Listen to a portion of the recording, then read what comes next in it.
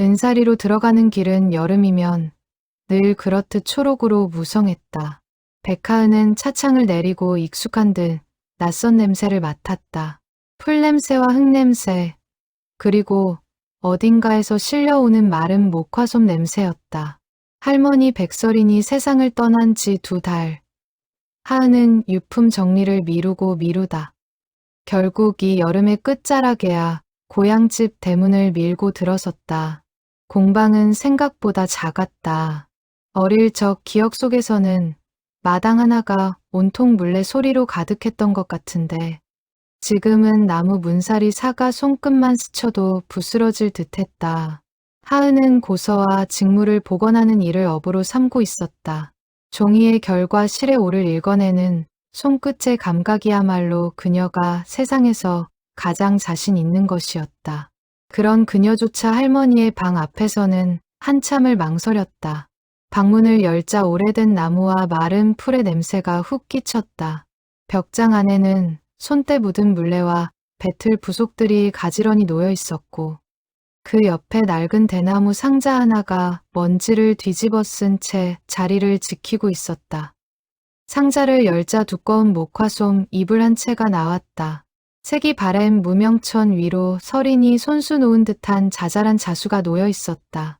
글자 같기도 하고 무늬 같기도 한 언뜻 보아서는 뜻을 알 수 없는 촘촘한 바느질이었다. 이걸 아직도 안 버리셨네.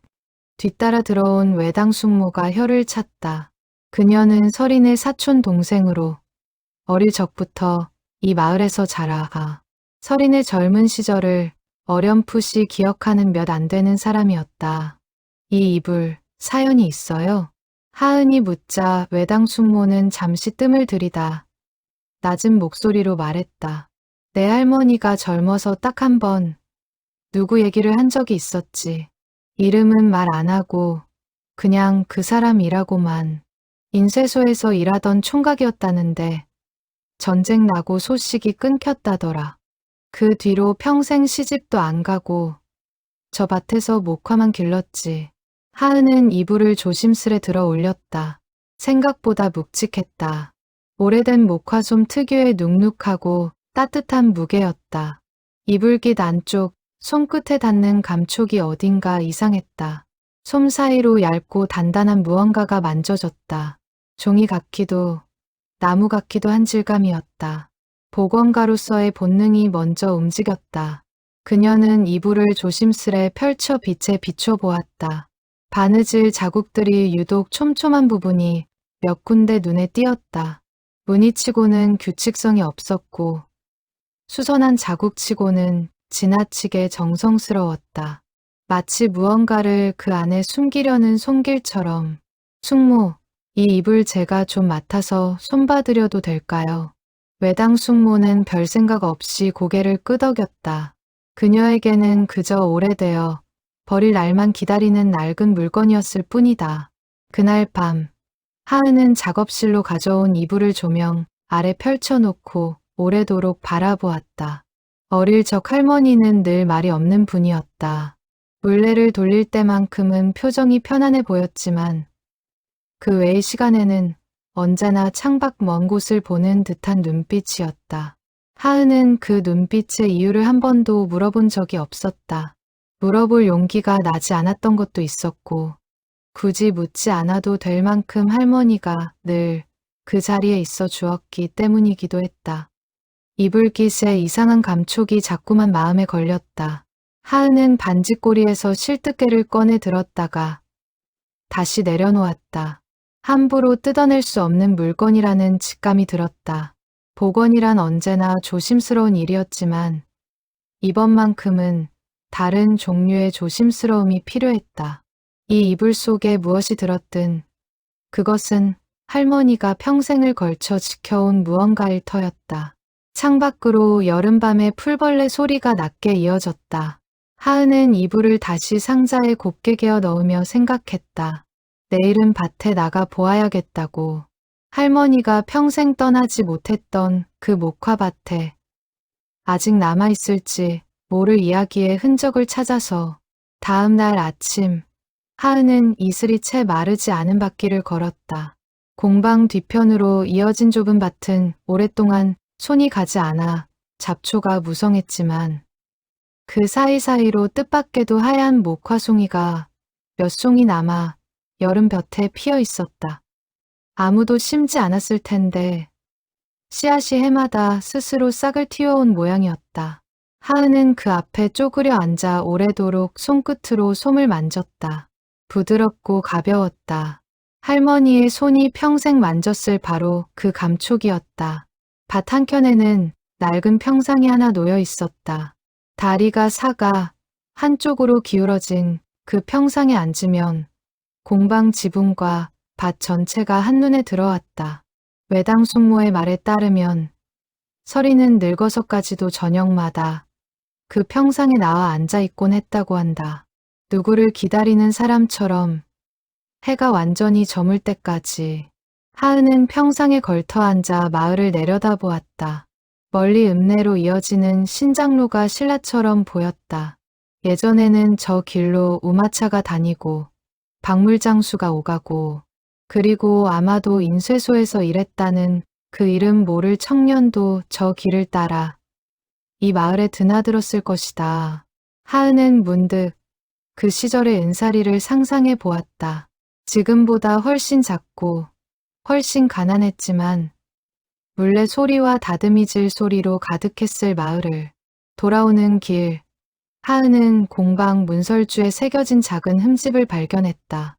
키를 잰 눈금처럼 보이기도 했고 날짜를 새긴 표시처럼 보이기도 했다. 손끝으로 가만히 쓸어 보았지만 무슨 뜻인지는 알 수 없었다. 다만 그 흠집이 아주 오래전 누군가가 이곳에 남긴 흔적이라는 것만은 분명했다. 그날 오후, 하은은 다시 작업대 앞에 앉아 이불을 펼쳤다. 이번에는 좀 더 밝은 조명 아래 확대경까지 동원해 바느질 자국을 살폈다. 촘촘한 자수는 이불 네 귀퉁이와 중앙 몇 군데에 집중되어 있었다. 그것은 무늬가 아니라 무언가를 감싸 넣고 그 위를 정교하게 여며 놓은 흔적이었다. 보건가로 일하며 숱한 고서와 유품을 다뤄온 그녀였지만 이토록 조심스럽고도 절박한 손길은 처음이었다. 하은은 실뜨게 대신 얇은 대나무 핀셋을 집어들었다. 오늘은 뜯지 않을 생각이었다. 다만 확인만 해두고 싶었다. 이불깃의 가장 두툼한 부분을 살짝 눌러보니 안쪽에서 종이 특유의 마른 바스락거림이 손끝을 타고 전해졌다. 한 장이 아니었다. 여러 장이 겹쳐있는 듯한 두께였다. 가슴이 두근거렸다.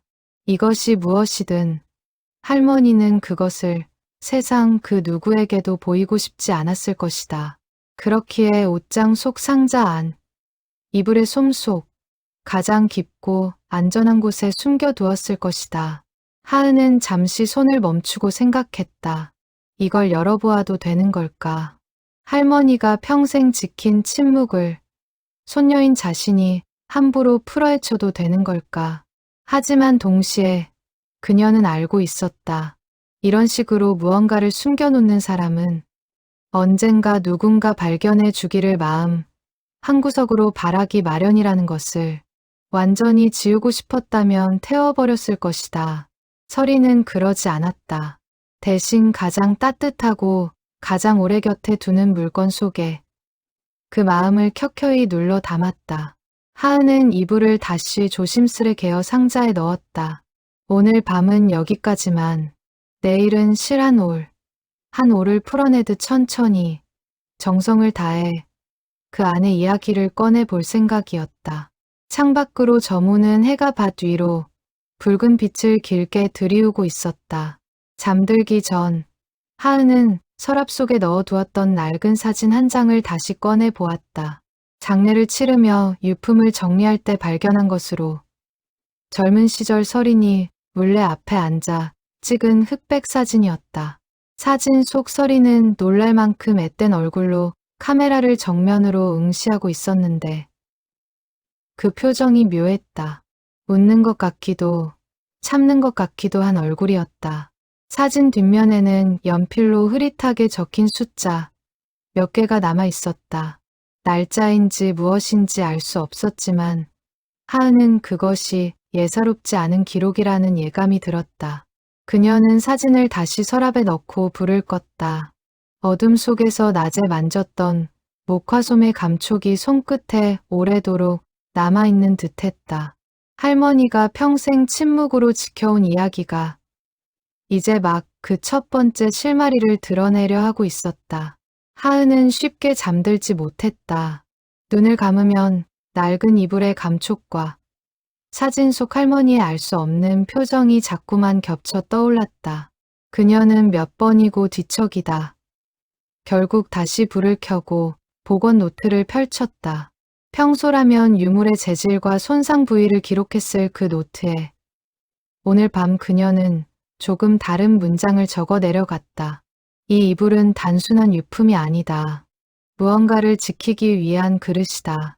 그 한 줄을 적고 나서야 그녀는 비로소 눈을 감을 수 있었다. 시간을 거슬러 20살의 백설인이 살던 은사리는 지금과는 사뭇 다른 마을이었다. 초가지붕이 줄지어 있었고 이른 아침이면 집집마다 다듬이질 소리가 울려 퍼졌다. 설인의 집은 마을 어귀에 자리한 작은 직물공방 설인방이었다. 이름은 훗날 사람들이 그녀를 부르며 붙여진 것이었지만 그 시절에는 그저 물레집이라 불렸다. 설인의 어머니는 몸이 약해 자리 보존하는 날이 많았다. 그래서 어린 시절부터 설인은 자연스레 물레 앞에 앉는 법을 배웠다. 목화송이를 따서 씨를 발라내고 활로 솜을 타고 물레로 실을 잡는 모든 과정이 그녀의 손끝에 익어 있었다. 마을 사람들은 설인이 자아낸 실이 유독 곱고 균일하다며 칭찬을 아끼지 않았다. 설인은 그 말을 들을 때마다 수줍게 웃었지만 속으로는 은근한 자부심을 품고 있었다. 공방 뒤편밭은 온전히 설인의 몫이었다. 봄이면 씨를 뿌리고 여름이면 김을 메고 가을이면 하얗게 터진 목화송이를 하나하나 따 모았다. 그녀에게 그 밭은 단순한 농사터가 아니었다. 실이 태어나는 자리였고 하루의 대부분을 보내는 세계의 전부였다. 그해 초여름 읍내 인쇄소에서 일한다는 청년 하나가 설인방을 처음 찾아왔다. 이름은 강윤재. 나이는 23이었다. 인쇄소에서 책을 매는 데 쓸 튼튼한 무명실이 필요하다는 것이 방문의 이유였다. 실이 좋다는 소문을 듣고 왔습니다. 윤재는 문 앞에서 정중히 고개를 숙였다. 설이는 낯선 이의 방문에 잠시 당황했지만 곧 물레 옆에 쌓아둔 실탈에 몇 개를 내밀었다. 윤재는 실을 이리저리 살피더니 감탄한 듯 눈을 크게 떴다. 이렇게 고른 실은 처음 봅니다. 올이 어쩌면 이렇게 균일할 수가 있습니까? 설이는 뭐라 답해야 할지 몰라 그저 고개만 숙였다. 낯선 이의 칭찬이 낯설고도 싫지 않았다. 그날 이후 윤재는 종종 설인방을 찾았다. 인쇄소 일이 바쁘다면서도 열흘에 한 번꼴로는 꼭 얼굴을 비쳤다. 실을 사러 온다는 명목이었지만 두 사람 다 그것이 전부가 아니라는 것을 어렴풋이 알고 있었다. 윤재는 올 때마다 인쇄소에서 갓 찍어낸 종이 한 장을 몰래 챙겨왔다. 처음에는 어려운 한자가 섞인 관보였고 다음에는 짧은 시가 실린 신문 조각이었다. 글을 배우지 못한 설인을 위해 그는 종이를 펼쳐놓고 한 글자씩 짚어가며 읽는 법을 가르쳐 주었다. 이 글자는 실사스입니다. 설인 씨 이름에도 어울리는 글자지요. 설이는 그 말에 얼굴이 붉어졌다. 그녀는 태어나 처음으로 자신의 이름 속뜻을 새겨보았다. 실처럼 가늘고 질기게 끊어지지 않는 사람이 되라는 뜻이었을까. 그녀는 물레를 돌리며 그 글자를 몇 번이고 마음속으로 되뇌었다. 여름이 깊어갈수록 두 사람의 만남은 조금씩 잦아졌다. 윤재는 인쇄소 일이 끝나면 밭두렁 길을 걸어 설인방까지 왔고 설이는 그가 오는 시간이 되면 공연히 마당을 쓸며 밭 쪽을 흘깃거렸다. 마을 어른들 눈에 띄지 않게 조심했지만 젊은 두 사람의 마음은 이미 서로에게 깊이 기울어 있었다. 어느 저녁, 윤재는 품에서 작은 나무 조각 하나를 꺼내 서린에게 건넸다. 인쇄소에서 쓰다 버린 활자. 그러니까 나무에 글자를 새겨 넣은 작은 도장 같은 것이었다. 새겨진 글자는 다름 아닌 서린의 린자였다. 제가 처음으로 혼자 새겨본 글자입니다. 서투르지만 서린 씨한테 드리고 싶었습니다. 서린은 그것을 두 손으로 받아들고 오래도록 들여다보았다.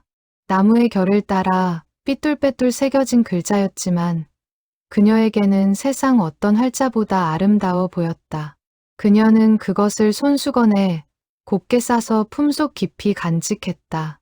그 무렵 마을에는 심상치 않은 소문이 돌기 시작했다. 읍내 쪽에서 젊은 남자들을 불러 모은다는 이야기. 전쟁의 기운이 점점 가까워지고 있다는 이야기였다. 서린은 그 소문을 들을 때마다 가슴 한구석이 서늘해졌지만 애써 마음을 다잡았다. 윤재와 함께하는 저녁들이 아직은 평화로웠고 그 평화가 영원히 계속될 것만 같았기 때문이다. 밭에는 그의 유난히 목화가 풍성하게 열렸다. 서린은 하얗게 터진 솜송이를 바라보며 생각했다. 이 목화로 실을 자아 언젠가 고운 이불 한 채를 짓겠다고. 누구를 위한 이불인지는 굳이 입 밖에 내지 않았지만 그녀의 마음속에는 이미 답이 정해져 있었다. 7월 백중 무렵 마을에서는 해마다 작은 여름 잔치가 열렸다. 냇가에서 씨름판이 벌어지고 안악들은 부침개를 부쳐 나누어 먹었다. 서린은 어머니를 대신해 부침개 몇 장을 이고 냇가로 나갔다가 사람들 틈에서 낯익은 얼굴을 발견했다. 윤재였다. 그는 인쇄소 동료 몇과 함께 놀러 나온 참이었는데 서린을 보자마자 슬며시 무리에서 빠져나와 다가왔다. 이런 데서 뵐 줄은 몰랐습니다.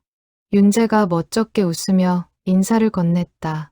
서린도 웃음을 참지 못했다. 두 사람은 나란히 냇가 바위에 걸터앉아 씨름판을 구경했다. 말은 많지 않았지만 함께 앉아있는 그 시간만으로도 충분했다. 윤재는 품에서 종이 한 장을 꺼내 조심스레 펼쳤다. 인쇄소에서 시험 삼아 찍어본 것이라며 짧은 시 한 편이 적힌 종이였다. 먼 훗날 누군가 이 시를 읽으며 오늘 같은 여름을 떠올리면 좋겠다고 생각했습니다. 서린은 그 종이를 받아들고 한 글자씩 소리 내어 읽어보았다. 서투른 발음이었지만 윤재는 조금도 웃지 않고 진지하게 귀를 기울여 주었다. 그 진지함이 서린의 마음을 더욱 깊이 붙잡았다. 잔치가 끝나고 집으로 돌아가는 길, 두 사람은 밭두렁을 따라 나란히 걸었다. 노을이 목화밭 위로 붉게 내려앉고 있었다. 윤재는 걸음을 멈추고 밭을 둘러보며 말했다. 이 밭에 목화가 필 때마다 서린 씨가 자아낸 실이 세상 어딘가로 퍼져나가는 거겠지요. 책을 묶는 실이 되기도 하고 옷감이 되기도 하고요. 그렇게 생각하면 참 신기합니다. 저는 그런 거창한 생각은 못 해봤어요. 그저 손끝에 실이 잡히는 감촉이 좋아서 계속하는 것뿐인데 그거면 충분합니다. 좋아하는 일을 손에서 놓지 않는 것. 그게 제일 어려운 일이니까요. 서린은 그 말을 오래도록 마음에 담아 두었다. 그날 이후로 그녀는 물레를 돌릴 때마다 윤재의 목소리를 떠올렸다. 실이 가늘게 뽑혀 나올 때마다 마치 그 실 끝에 그의 말이 매달려 함께 풀려나오는 것 같았다. 한 번은 윤재가 인쇄소 사장 몰래 활자 상자 하나를 통째로 빌려온 적이 있었다. 낡고 삐뚤빼뚤한 활자들이었지만 그는 그것을 마당에 늘어놓고 서린에게 자신의 이름과 그녀의 이름을 함께 조판해 보여주었다. 나무판 위에 나란히 놓인 두 사람의 이름을 보며 서린은 괜히 얼굴이 달아올라 고개를 돌렸다. 윤재는 그 모습을 보며 소리내어 웃었고 그 웃음소리가 저녁밭을 따뜻하게 채웠다. 언젠가 진짜 책을 만들면 첫 장에 서린 씨 이름을 넣겠습니다. 제가 왜 책에 들어가요? 제가 만든 모든 것의 시작이니까요. 서린은 그 말을 부끄러워하면서도 오래도록 잊지 못했다. 훗날 홀로 물레를 돌리는 무수한 밤 동안 그녀는 그 말을 몇 번이고 되새기며 견뎌내야 했다. 그의 가을 거지가 끝난 어느 저녁, 서리는 처음으로 윤재에게 자신이 짜낸 무명천 한 필을 선물했다. 손수부를 들여 은은한 옥색을 낸 천이었다. 윤재는 그것을 받아들고 한참을 말없이 바라보았다. 이건 제가 받을 자격이 없을 만큼 귀한 것 같습니다. 자격은 무슨, 그냥 제일 좋은 걸 드리고 싶었어요. 서린의 대답에 윤재는 조용히 웃었다. 그는 그 천으로 훗날 무엇을 만들지 이런저런 궁리를 늘어놓았고 서린은 그 이야기를 들으며 밤이 깊는 줄도 몰랐다. 가을이 다가오면서 두 사람의 만남은 더욱 조심스러워졌다. 마을 어른들의 눈이 있었고 서린의 어머니도 딸의 혼처를 슬슬 걱정하기 시작한 참이었다. 그러나 두 사람은 알고 있었다. 조심스러운 만남일수록 그 안에 담긴 마음은 더욱 단단해진다는 것을. 서린은 밤마다 물레 앞에 앉아 실을 자으며 언젠가 이 실로 지을 이불 한 채를 그려보았다. 세상에서 가장 따뜻하고 고운 이불을 오직 한 사람을 위해. 가을이 깊어지며 서린 방에는 조금씩 사람들의 발길이 잦아졌다. 서린이 자아는 실이 곱다는 소문이 이웃 마을까지 퍼지면서 혼사 이야기를 앞둔 집안에서 이불감을 맞추러 오는 이들이 늘었다.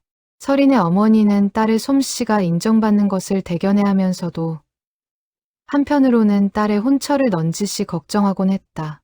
너도 이제 20이 넘었으니 좋은 자리 있으면 마다할 일이 아니다. 어머니의 말에 서린은 그저 웃음으로 답할 뿐이었다. 그녀의 마음은 이미 다른 곳에 가 있었지만 그것을 입 밖에 낼 용기는 아직 없었다. 윤재는 그해 가을 인쇄소에서 작은 시집 한 권을 완성하는 일에 매달려 있었다. 마을 훈장이 평생 지어온 시들을 모아 책으로 엮는 작업이었는데 활자를 하나하나 골라 짜 맞추는 일이 여간 까다롭지 않았다.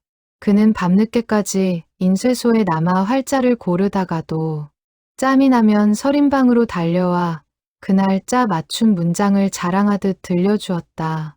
오늘은 이런 구절을 짰습니다. 가을 밭에 나락이 익듯 사람의 마음도 익어간다. 훈장님 시 중에 제일 좋아하는 구절입니다. 서린은 물레를 돌리던 손을 잠시 멈추고 그 말을 곱씹었다.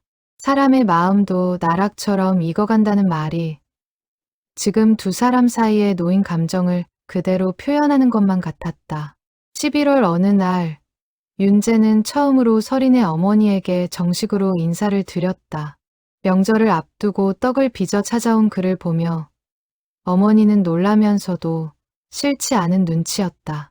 그는 예의 바르게 절을 올리고 인쇄소 일이 자리를 잡으면 정식으로 청혼을 드리고 싶다는 뜻을 조심스레 밝혔다.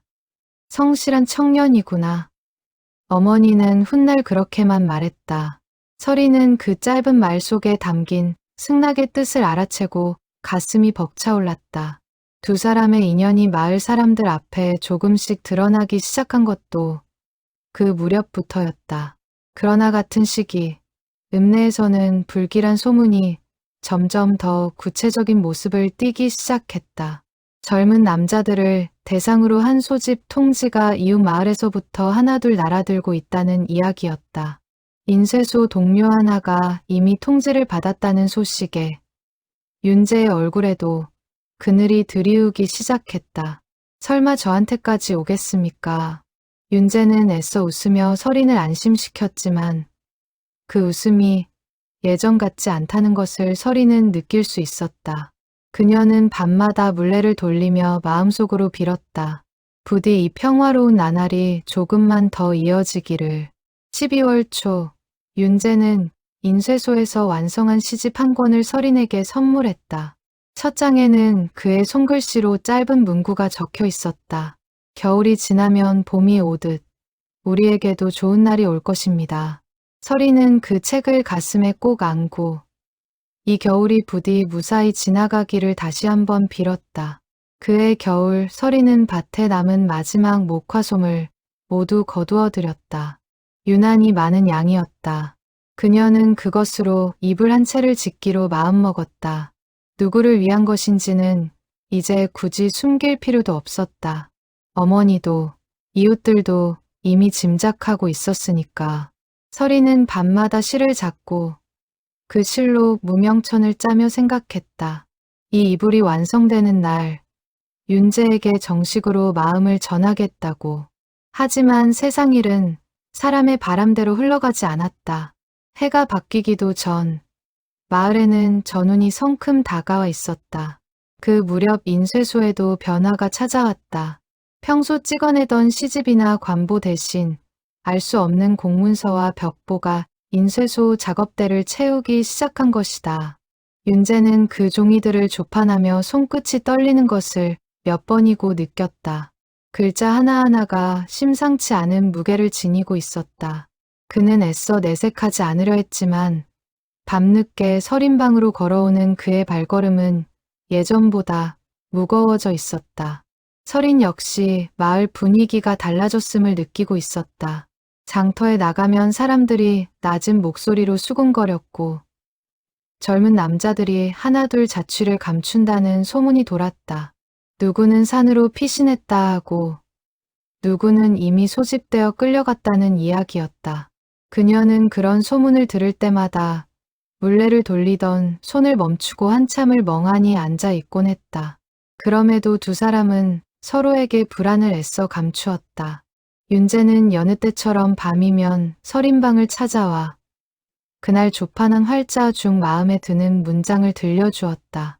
다만 그 문장들은 이제 시가 아니라 사람들에게 알리는 안내문이나 포고문의 구절일 때가 많았다. 그럴 때마다 그는 애써 화제를 돌리려 애썼다. 내년 봄에는 서린 씨 밭에 목화를 심는 것도 도와드리겠습니다. 제가 힘은 좀 씁니다. 인쇄소 도련님이 밭일을 아신다고요? 모르니까 배우면 되지요. 서린 씨 옆에서라면 뭐든 배울 수 있을 것 같습니다. 그런 말들이 오갈 때면 두 사람은 잠시나마 다가오는 불안을 잊을 수 있었다. 서린은 그 짧은 평화의 순간들을 하나하나 마음에 새겨두었다. 언젠가 이 시간들을 되새길 날이 올 것을 그때는 미처 알지 못한 채로 섣달금음이 가까워질 무렵 서린은 마침내 이불에 마지막 손질을 마쳤다. 목화솜을 두툼하게 넣고 그 위에 정성껏 무명천을 씌운 이불이었다. 이불깃 한쪽 귀퉁이에는 서린이 며칠 밤을 세워놓은 작은 자수가 있었다. 얼핏 보면 그저 소박한 무늬 같았지만 실은 두 사람의 이름 첫 글자를 실 매듭으로 은근히 풀어놓은 것이었다. 그녀는 그것을 아무에게도 보여주지 않고 다만 완성되는 날 윤재에게만 조용히 전할 생각이었다. 그러나 그 이불을 그에게 전할 날은 두 사람이 바라던 방식으로는 끝내 찾아오지 않았다. 이불을 완성한 날 밤, 서리는 등잔불 아래 홀로 앉아 자신이 만든 이불을 오래도록 바라보았다. 손끝으로 이불깃을 쓸어보니 며칠간의 밤샘 작업으로 손끝이 다 갈라져 있었다. 그러나 그 아픔조차 뿌듯함으로 느껴졌다. 그녀는 다음 날 아침 일찍 이불을 안고 인쇄소로 찾아갈 계획이었다. 사람들 눈을 신경 쓰지 않고 이제는 마음을 당당히 전하고 싶었다. 하지만 다음 날 아침 서린이 채비를 마치기도 전에 윤재가 먼저 서린방으로 달려왔다. 평소와 다른 다급한 얼굴이었다. 그의 손에는 구겨진 종이 한 장이 들려 있었다. 서린은 그 종이를 보는 순간 어젯밤의 설렘이 순식간에 얼어붙는 것을 느꼈다. 면사무소에서 방금 받았습니다. 윤재의 목소리는 담담했지만 손은 미세하게 떨리고 있었다. 서린은 종이를 받아들지도 못한 채 그 자리에 얼어붙었다. 마당에는 두 사람 사이로 어색한 침묵만이 흘렀다. 멀리서 달구는 소리가 들려왔다. 평소라면 아무렇지 않게 들렸을 그 소리가 그날따라 유난히 서글프게 느껴졌다. 언제까지 준비해서 가야 하는지. 서린이 겨우 입을 뗐다. 윤재는 잠시 눈을 감았다가 뜨며 답했다. 닷새 후입니다. 그 짧은 대답이 두 사람 사이의 공기를 완전히 바꾸어 놓았다. 설이는 어젯밤까지만 해도 오늘 이 이불을 전하며 웃을 생각이었다. 그러나 이제 그 이불은 전혀 다른 의미를 지니게 되었다. 기쁨을 전하는 물건이 아니라 이별 앞에서 붙잡을 유일한 끈이 되어버린 것이다. 설이는 이불을 품에 안은 채 아무 말도 하지 못했다. 눈물이 왈칵 솟았지만 그녀는 애써 참았다. 윤재 앞에서만큼은 강한 모습을 보이고 싶었다. 그가 떠나는 순간까지 자신이 그의 마음을 무겁게 만들고 싶지 않았다. 닷새면 짧네요. 짧지만 그 안에 못할 말은 없습니다. 윤재는 설인의 손을 가만히 잡았다. 그의 손바닥에는 인쇄소에서 활자를 만지느라 생긴 굳은 살이 박여 있었다. 설이는 그 거친 감촉이 오히려 위안이 되었다. 살아있음을 증명하는 감촉이었으므로 두 사람은 그날 밤늦도록 마당에 나란히 서서 별을 올려다보았다. 말은 많지 않았다. 그저 손을 맞잡은 채 서로의 숨소리에 귀를 기울일 뿐이었다. 설이는 그 침묵 속에서 오히려 더 많은 말을 들은 것 같았다. 두려움과 그리움, 그리고 반드시 돌아오겠다는 다짐까지. 굳이 소리 내지 않아도 전해지는 마음들이었다. 정월 초순, 은사리에도 마침내 소집 통지가 날아들었다. 붉은 도장이 찍힌 종이 한 장이 면사무소를 통해 집집마다 전해졌고 윤재의 이름도 그 명단에서 벗어나지 못했다. 통지를 받아든 그의 손이 가늘게 떨렸다. 인쇄소에서 숱한 공문을 조판해온 그였지만 자신의 이름이 그런 종이 위에 적히리라고는 차마 상상하지 못했다. 그는 그 소식을 곧바로 설인에게 전하지 못했다. 사흘 동안 인쇄소 일에만 매달리며 마음을 다잡으려 애썼지만 결국은 밤길을 걸어 설인방을 찾을 수밖에 없었다. 문 앞에 선 그의 얼굴을 본 순간 설이는 무언가 잘못되었음을 직감했다. 무슨 일이에요? 윤재는 한참을 머뭇거리다 품속에서 통지서를 꺼내 보였다. 설이는 그것을 받아들고 몇 번이고 다시 읽었다. 글자를 읽는 법을 가르쳐 준 것이 다른 누구도 아닌 윤재였는데 정작 그 글자들이 그를 데려가겠다는 통보일 줄은 몰랐다. 언제 떠나셔야 해요.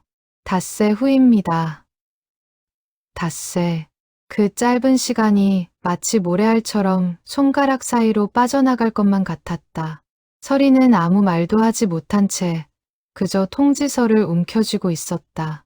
윤재는 그런 그녀의 손을 가만히 감싸 쥐었다. 곧 돌아올 겁니다. 오래 걸리지 않을 거라고들 합니다.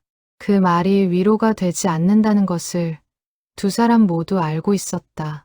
그러나 그 순간에는 그렇게라도 말해야만 했다. 남은 닷새 동안 설이는 밤낮 없이 이불을 손질했다.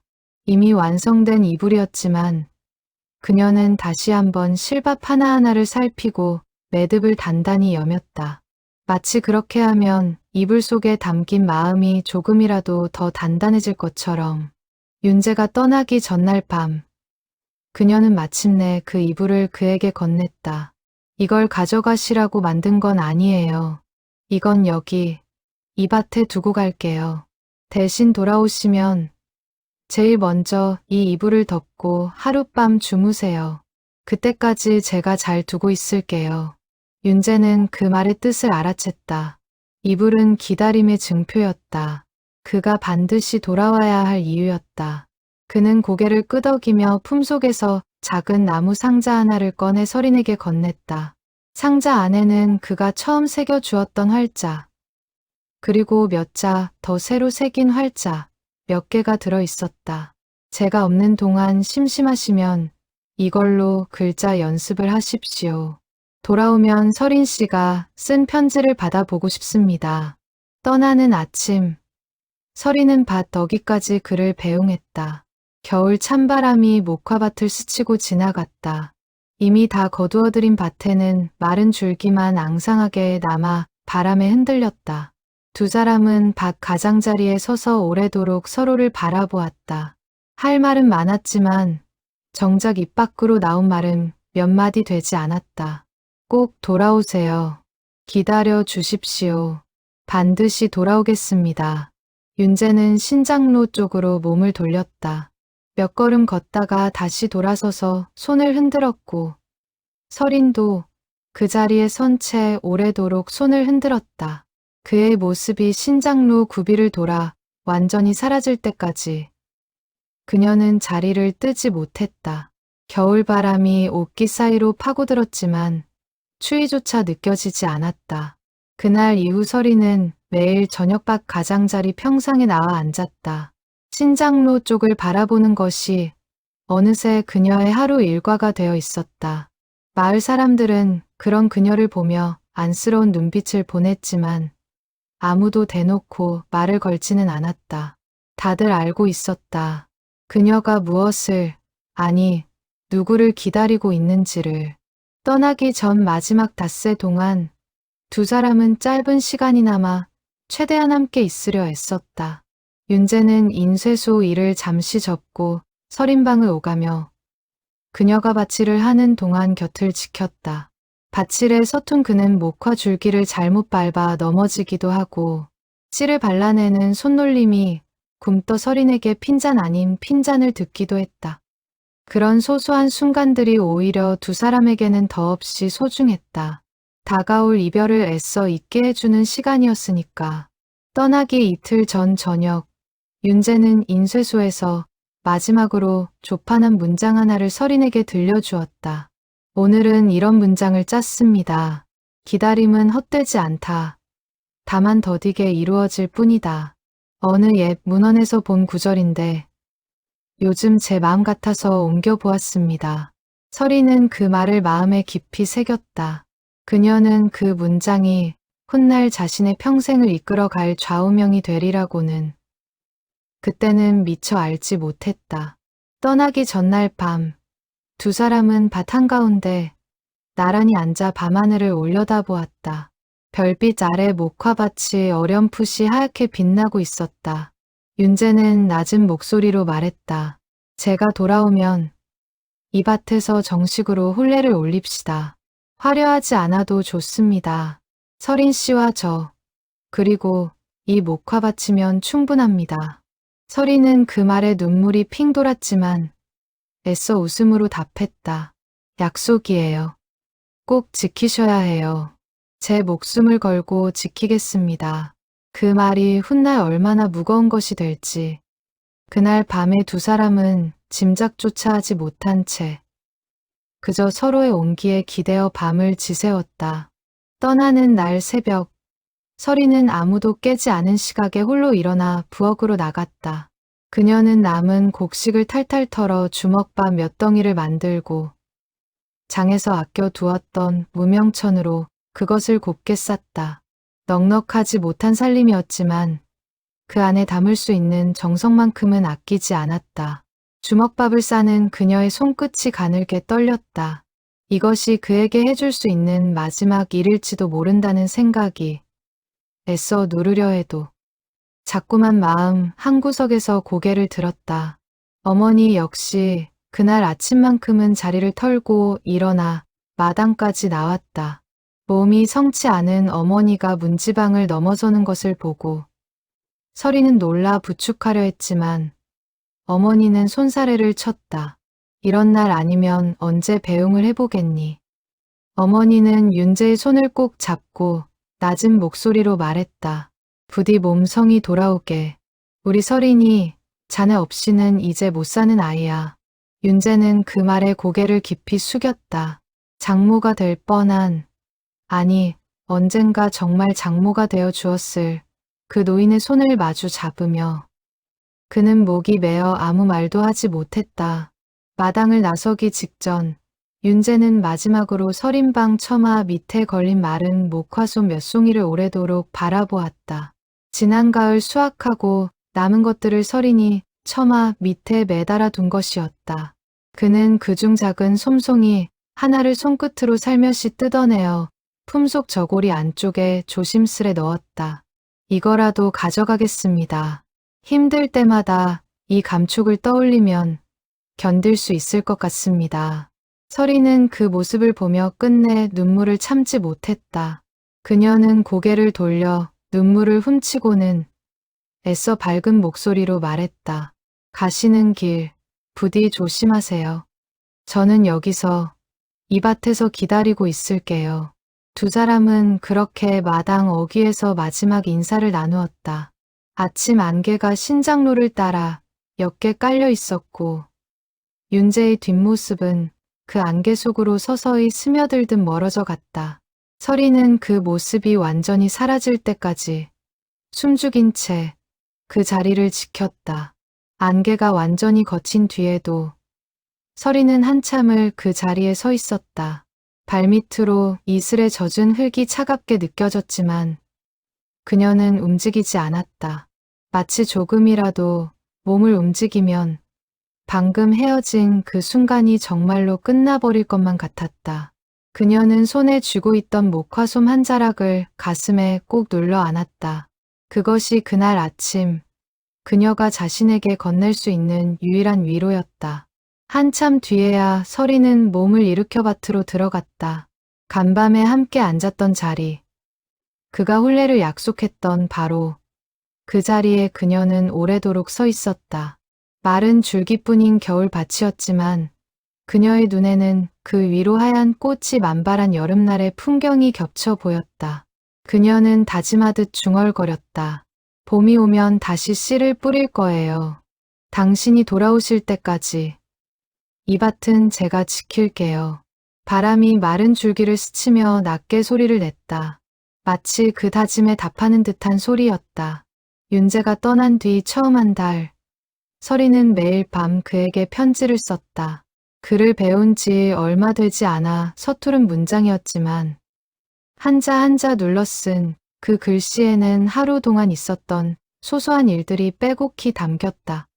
밭에 서리가 내렸다는 이야기, 어머니의 기침이 조금 나아졌다는 이야기, 그리고 매일 저녁 평상에 앉아 그를 기다린다는 이야기까지. 문제는 그 편지를 붙일 방법이 마땅치 않다는 것이었다. 전쟁이 깊어지면서 우편은 뒤죽박죽이 되었고 군에 간 이의 정확한 소재를 알 길도 없었다. 서리는 그래도 편지 쓰기를 멈추지 않았다. 붙일 수 없다면 모아두었다가 그가 돌아오는 날 한꺼번에 전하면 될 일이었다. 그녀는 편지를 쓸 때마다 날짜를 적고 차곡차곡 나무 상자에 넣어 두었다. 봄이 되자 뜻밖에도 윤재로부터 편지의 한 통이 도착했다. 다른 마을을 거치고 거쳐 겨우 서린방까지 닿은 편지였다. 종이는 낡고 얼룩져 있었지만 그 안의 글씨만큼은 또렷했다. 서린 씨, 잘 지내고 계십니까? 저는 무사히 잘 있습니다. 밤이면 서린 씨가 지어주신 밭의 목화솜을 생각합니다. 그 이불을 덮을 나를 손꼽아 기다리고 있습니다. 부디 몸 건강히 저를 기다려 주십시오. 서리는 그 편지를 몇 번이고 읽고 또 읽었다. 글자 하나하나를 손끝으로 짚어가며 마치 그의 목소리를 직접 듣는 것처럼 소리내어 읽었다. 그녀는 그날 밤 답장을 써서 인편으로 붙일 수 있는 방법을 백방으로 수소문했다.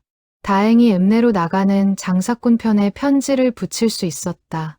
그러나 그것이 마지막이었다.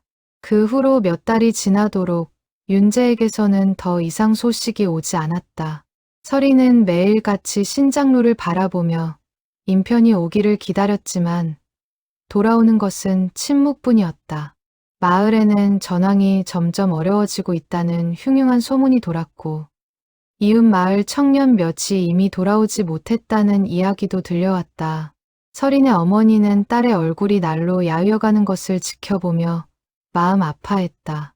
그러나 그 무엇도 딸의 기다림을 멈추게 할 수는 없었다. 편지가 늦어지는 거야 흔한 일이다. 조급해하지 마라. 어머니는 그렇게 딸을 위로했지만 정작 본인도 그 말을 온전히 믿지는 못하는 눈치였다. 서리는 그런 어머니 앞에서 애써 담담한 척했지만 밤이 되면 홀로 방에 앉아 나무 상자 속 편지들을 꺼내 읽고 또 읽었다. 붙이지 못한 마음들이 상자 안에서 점점 두꺼워져 갔다. 가을이 되자 마을 청년들 몇이 돌아왔다는 소식이 들렸다. 서리는 혹시나 하는 마음에 그들을 찾아가 윤재의 소식을 물었다. 그러나 돌아오는 답은 하나같이 모른다는 것이었다. 부대가 이미 뿔뿔이 흩어진 지 오래여서 누가 어디서 어떻게 되었는지 아는 이가 거의 없다고 했다. 그해 겨울 서리는 다시 밭에 나가 목화를 갈무리했다. 수확할 사람이 없어 절반은 얼어버렸지만 그녀는 남은 것들을 하나하나 손끝으로 매만지며 실을 자았다. 손끝의 감촉만은 예전과 다르지 않았다. 다만 그 감촉을 함께 나눌 사람이 곁에 없다는 것이 견디기 힘들었을 뿐이다. 그녀는 매일 밤 편지를 썼다. 이제는 답장을 기대하며 쓰는 편지가 아니었다. 그저 그가 어디에 있든 그 마음이 가닿기를 바라는 마음으로 쓰는 편지였다. 나무 상자 속 편지는 해가 갈수록 두꺼워졌고 그 무게만큼 서린의 기다림도 깊어져 갔다. 이듬해 봄, 서린은 인쇄소를 직접 찾아가 보기로 마음먹었다. 윤재가 일했던 그곳이라면 무언가 소식을 알 수 있을지도 모른다는 신락 같은 희망 때문이었다. 읍내까지 걸어가는 길은 멀고 험했지만 그녀는 한 번도 걸음을 멈추지 않았다. 인쇄소에 도착했을 때 그녀를 맞은 것은 낯선 주인이었다. 원래 주인이었던 노인은 전쟁 중 세상을 떠났고 인쇄소는 다른 이의 손에 넘어가 있었다. 강윤재라는 청년을 아십니까? 여기서 일했다고 들었습니다. 새 주인은 고개를 갸웃거리다가 옛 장부를 뒤적여 겨우 이름 하나를 찾아냈다. 그러나 그 뒤에 적힌 것은 소집 일자뿐. 그 이후의 행방에 대해서는 아무것도 남아있지 않았다. 서리는 실망을 애써 감추며 발길을 돌렸다. 돌아오는 길, 그녀는 신장로 여매가에 앉아 한참을 울었다. 사람들 눈이 없는 곳에서만 허락되는 유일한 눈물이었다. 여름이 되자 마을에는 부상병들이 실려온다는 소식이 퍼졌다. 인근 읍내에 임시 병원이 세워졌다는 이야기였다. 서리는 혹시나 하는 마음에 몇 번이고 그 병원을 찾아갔다. 부상병 명단을 붙들고 윤재의 이름을 찾았지만 끝내 찾을 수 없었다. 병원 관계자는 혼란스러운 전황 속에서 신원이 뒤바뀌거나 누락된 사례가 적지 않다는 말을 덧붙였다. 그 말은 서린에게 절망과 함께 아주 희미한 희망을 동시에 남겼다. 어쩌면, 정말 어쩌면 그가 어딘가에서 다른 이름으로나마 살아있을지도 모른다는 희망이었다. 그녀는 그 희망을 붙들고 며칠을 더 버텼다. 매년 봄이면 인쇄소와 병원을 찾아다녔고 매년 가을이면 실망을 안고 돌아와 다시 물레 앞에 앉았다. 사람들은 그런 그녀를 두고 미련하다고도 했고 지고지순하다고도 했다. 서리는 그 어떤 말에도 흔들리지 않았다. 그녀에게 그것은 미련도 지고지순함도 아닌 그저 스스로에게 정직한 삶의 방식이었을 뿐이다. 한 번은 임시병원에서 낯선 부상병 하나가 그녀를 붙잡고 이런 말을 한 적이 있었다. 자신과 같은 부대에 강씨 성을 가진 청년이 있었는데 큰 부상을 입고 후방으로 실려가는 것을 마지막으로 보았다는 것이었다. 서리는 그 말을 듣자마자 온몸에 피가 얼어붙는 듯했다. 그분 이름이 혹시 윤재였습니까? 강윤재.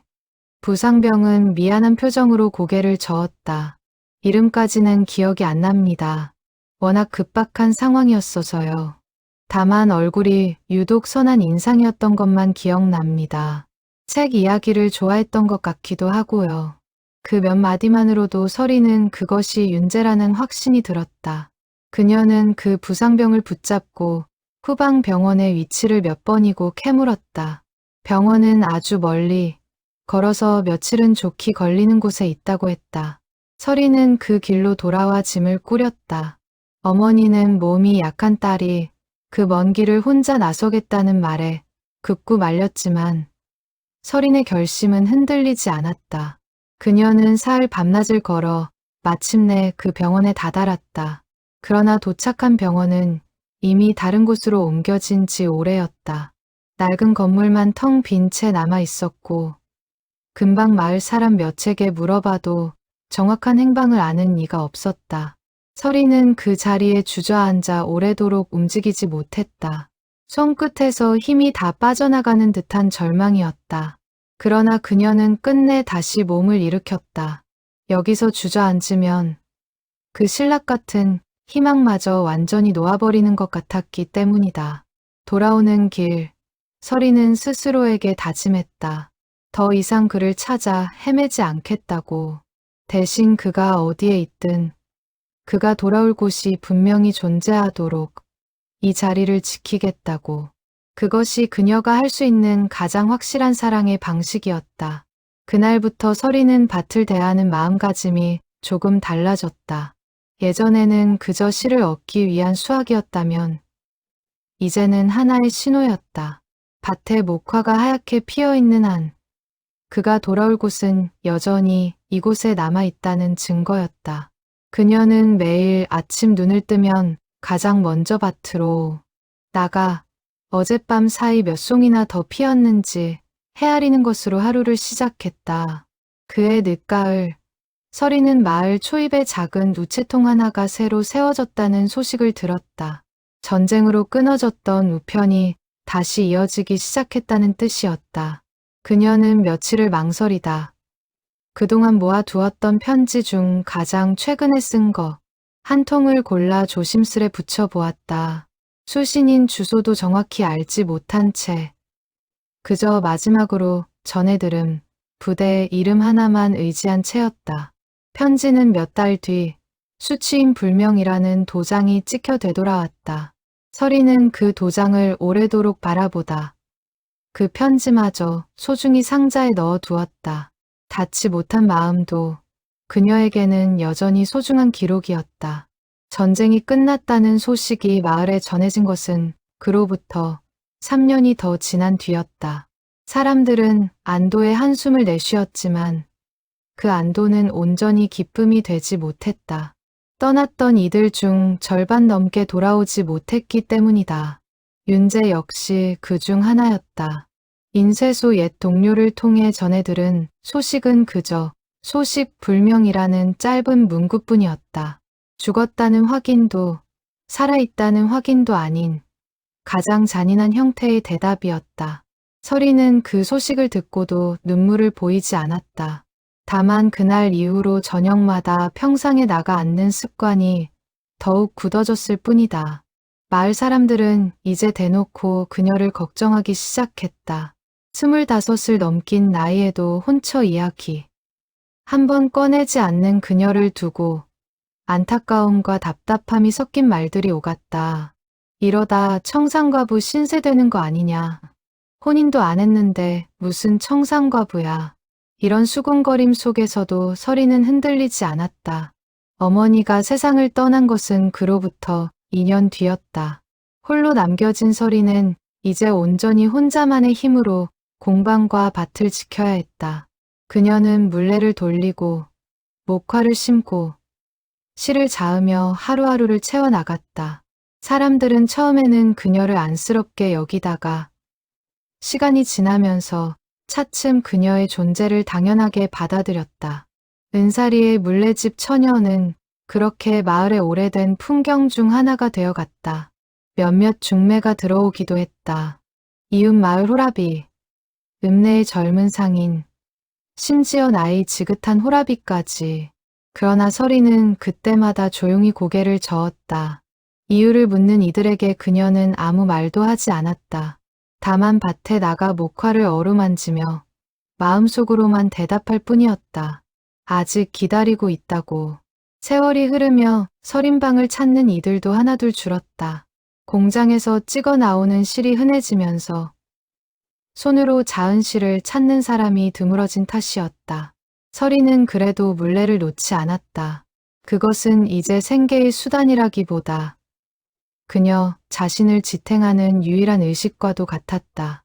매일 아침 물레 앞에 앉아 시를 자을 때마다 그녀는 20살 시절의 여름을, 신작로를 걸어오던 젊은 청년의 발소리를 떠올렸다.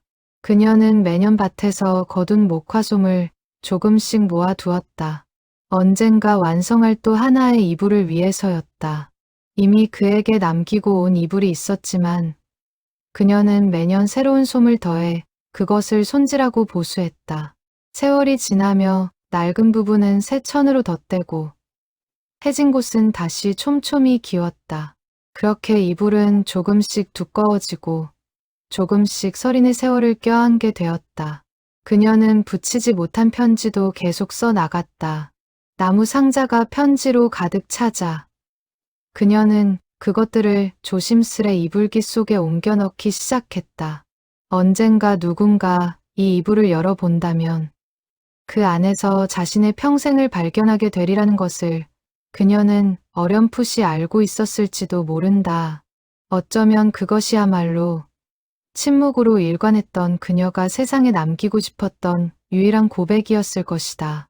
그렇게 계절이 수십 번 바뀌었다. 목화밭의 흰 꽃은 해마다 피고 졌고 서린의 검던 머리에도 어느새 서리가 내려앉았다. 그녀는 여전히 저녁이면 평상에 나가 앉았다.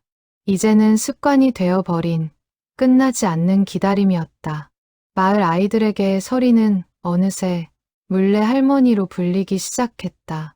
아이들은 그녀의 사연을 정확히는 몰랐지만 저녁마다 평상에 앉아 먼 곳을 바라보는 그녀의 모습을 신비롭게 여겼다. 몇몇 짓궂은 아이들은 그녀를 기다리는 할머니라 부르며 놀리기도 했지만 서리는 그런 말에도 그저 온화하게 웃어넘길 뿐이었다. 오히려 그녀는 겨울이면 마을 아이들을 불러 모아 물레질을 가르쳐 주기도 했다. 손끝으로 실을 잡는 법, 솜을 고르게 펴는 법을 가르치며 그녀는 아이들에게 종종 이렇게 말하곤 했다. 실이란 게 참 신기하지. 끊어질 듯 하면서도 끝까지 놓지만 않으면 결국 이어지거든.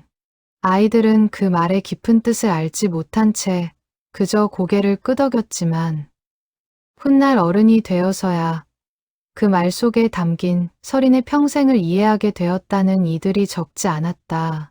이웃 마을에 살던 먼 친척벌 되는 부인 하나가 종종 서린을 찾아와 말벗이 되어 주었다.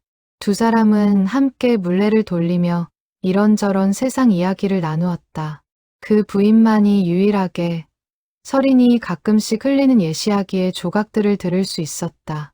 그 사람 참 다정했어. 나한테 글자를 가르쳐 준 첫사람이었거든. 서린은 그렇게 짧게 회고할 뿐 더 깊은 이야기는 하지 않았다. 부인은 그런 서린을 두고 안타까워하면서도 더 캐묻지 않았다. 어떤 마음은 캐묻지 않는 것이 예의라는 것을 그녀도 알고 있었기 때문이다. 세월이 흐르며 서린의 몸도 예전 같지 않았다. 물레를 돌리는 손끝에 이제는 세월의 무게가 고스란히 얹혀 있었다. 그럼에도 그녀는 매년 봄이면 어김없이 밭에 나가 씨를 뿌렸다.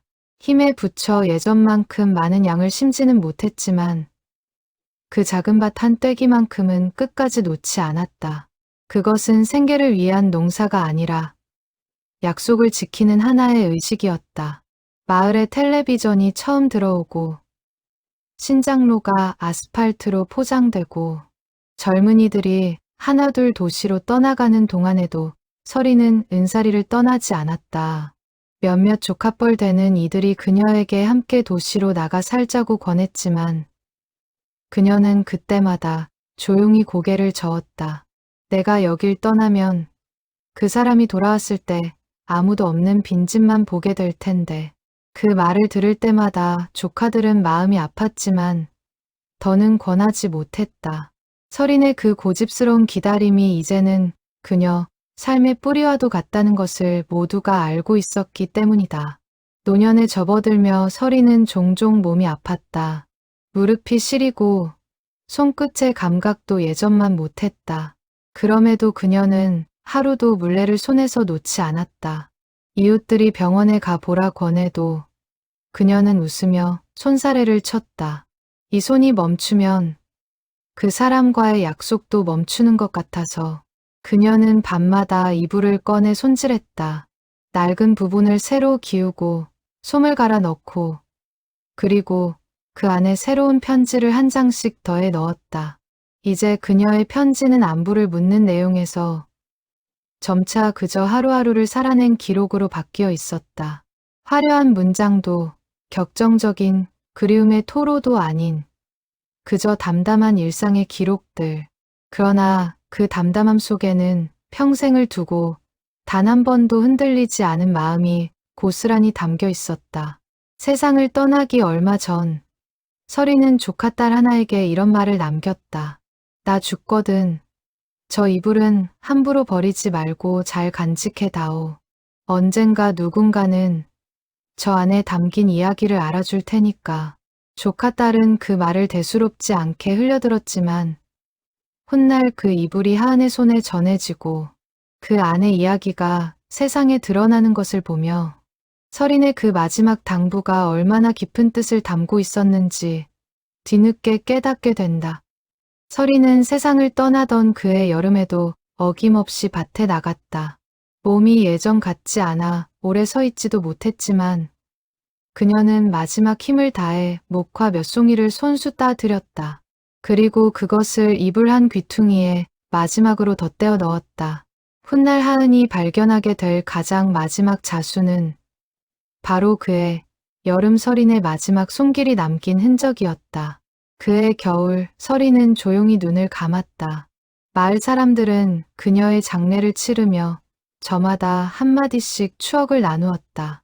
누군가는 그녀가 자아낸 실의 곱기를 이야기했고 누군가는 저녁마다 평상에 앉아있던 그녀의 뒷모습을 이야기했다. 아무도 그녀의 완전한 사연을 알지 못했지만 모두가 그녀의 삶에 깊은 그리움 하나가 자리하고 있었음은 어렴풋이 느끼고 있었다. 상여가 밭 옆을 지나던 그날 유난히 바람이 잔잔했다고. 훗날 사람들은 그렇게 회고하곤 했다. 다시 현재 하은은 작업대 위에 이불을 반듯하게 펼쳐놓고 오래 미뤄왔던 결심을 마침내 실행에 옮기기로 했다. 그녀는 가장 촘촘한 자수가 놓인 귀퉁이부터 조심스레 실을 풀기 시작했다. 대나무 실뜨개가 낡은 무명실 사이를 지날 때마다 방 안에는 마른 천이 부스럭거리는 소리만 낮게 울렸다. 첫 번째 매듭이 풀리자 솜 사이로 누렇게 바랜 종이 모서리가 드러났다. 하은은 숨을 죽이고 조금씩 더 천을 벌렸다. 이윽고 손끝에 잡힌 것은 몇 겹으로 접힌 종이 뭉치였다. 조심스레 펼쳐보니 그것은 한 사람의 손으로 오랜 세월에 걸쳐 눌러 쓴 편지들이었다. 날짜가 적힌 것도 있었고 그렇지 않은 것도 있었다. 필체는 처음에는 서투르다가 뒤로 갈수록 점점 능숙해져 있었다. 마치 글씨를 써 내려간 세월이 그대로 담긴 듯했다. 하은은 편지 한 장을 집어들어 천천히 읽어 내려갔다. 오늘은 밭에 첫서리가 내렸습니다. 당신이 알려주신 대로 서둘러 남은 솜을 거두었습니다. 손이 시렵지만 마음은 따뜻합니다. 당신 생각을 하면 늘 그렇습니다. 또 다른 장에는 이렇게 적혀 있었다. 어머니가 오늘 조금 웃으셨습니다. 당신 이야기를 했더니 그러시더군요. 좋은 사람을 만났다고. 저도 그렇게 생각합니다. 부디 무사히 어서 돌아오시기를. 편지는 한 장 한 장 넘길 때마다 시간의 흐름이 고스란히 느껴졌다. 계절이 바뀌고 해가 바뀌고 어느 순간부터는 편지 속 문장이 조금씩 달라지기 시작했다. 안부를 전하는 말투에서 점차 그리움과 막막함을 견디는 말투로. 하은은 손이 떨려 잠시 편지를 내려놓았다. 이것이 바로 외당 숙모가 말했던 그 사람의 흔적이었다. 이름 모를 청년, 인쇄소에서 일했다는 총각. 할머니는 평생 이 사람을 기다리며 편지를 써온 것이었다. 붙일 수 없는 편지를 그저 자신의 마음을 지키기 위해 솜 속에서는 편지 외에도 작은 나무 상자 하나가 함께 나왔다. 상자를 열자 그 안에는 나무로 만든 작은 활자 몇 개가 들어 있었다. 하나에는 린이라는 글자가, 다른 몇 개에는 낯선 글자들이 삐뚤빼뚤 새겨져 있었다. 하은은 그것들을 손바닥 위에 올려놓고 가만히 들여다보았다. 오래된 나무 냄새와 함께 누군가의 정성스러운 손길이 그대로 전해지는 듯했다. 가장 마지막으로 나온 것은 다른 필체로 적힌 편지 2통이었다. 서린의 것과는 확연히 다른, 좀 더 힘있고 각진 글씨였다. 하은은 그것이 바로 그 청년, 강윤재라는 사람이 보낸 편지임을 직감했다. 편지 봉투 겉면에는 흐릿하게 발신인의 이름과 함께 낯선 부대 이름이 적혀 있었다. 서린 씨, 잘 지내고 계십니까? 저는 무사히 잘 있습니다. 밤이면 서린 씨가 지어주신 밭의 목화솜을 생각합니다. 그 이불을 덮을 나를 손꼽아 기다리고 있습니다. 하은은 그 문장을 읽으며 가슴이 먹먹해졌다. 할머니가 평생 지켜온 이불이 바로 이 문장에서 비롯된 약속이었다는 것을 이제야 알 수 있었다. 그녀는 편지들을 한 장씩 조심스레 정리하며 이 이야기의 결말이 어떻게 끝났는지 알아야겠다는 생각이 들었다. 할머니는 왜 평생 이 사람을 기다리다 홀로 세상을 떠났을까? 그 사람에게는 정말 아무 일도 없었던 것일까? 하은은 편지 봉투에 적힌 흐릿한 부대의 이름과 지명을 수첩에 옮겨 적었다. 보건가로서의 손끝이 아니라 이제는 진실을 찾는 사람의 마음으로.